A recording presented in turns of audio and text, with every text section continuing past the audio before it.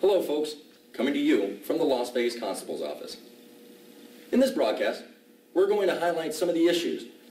Clark County Commissioner Chris Giuliani is behind an ordinance that would eliminate the Las Vegas Township Constable's office. But is she behind an effort to smear the constable himself? She wants to make the office disappear. So we're talking to Clark County Commissioner Chris Giuliani. All right, there's the sensational stories about the constable that have been going on for a while now. I have no idea, and I've served with John, so I think in the legislature. I think it's trying to deflect the issue more than anything else.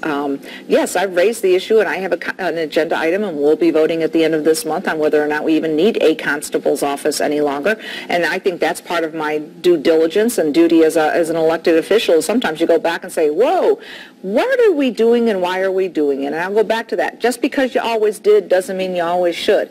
Or at least analyze it and see what's working. But is it more about him or the office?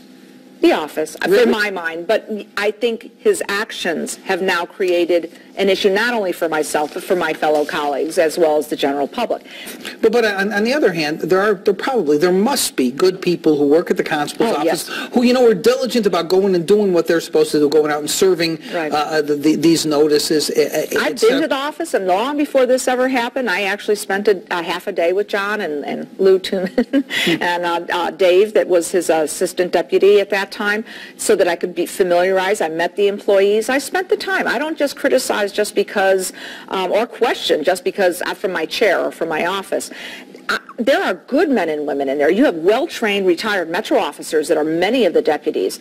The issue comes down to how you manage an office. You still have a duty that's out there. Part of all I'm asking is, I don't think we need to have an elected constable. Well, so get rid of the elected part of it and just have a constable's office. Now, well, what about this talk of bringing it over to Metro? As the sheriff said, he can take that on? On the TRO side and the what they do already, he has a civilian office, and yet in budget cuts they actually got cut back.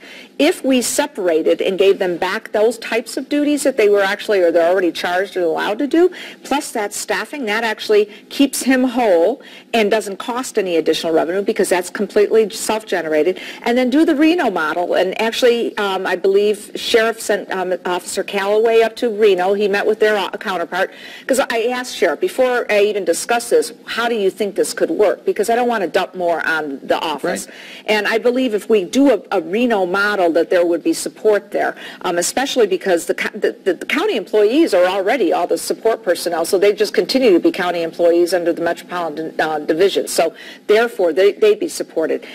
What Washoe does is you have 2 or 3 different individuals that contract out. You're still going to need deputy constables, and we have trained individuals to do that as far as that's concerned. So I think you can put this together. Again, though, in the entire state of Nevada, there's 11 elected constables, and they're out of 14. They're all in southern Nevada. It seems crazy to me that they're elected. Anyhow, I know. Commissioner, it's always a pleasure having you on the program. Thanks for coming on. My pleasure.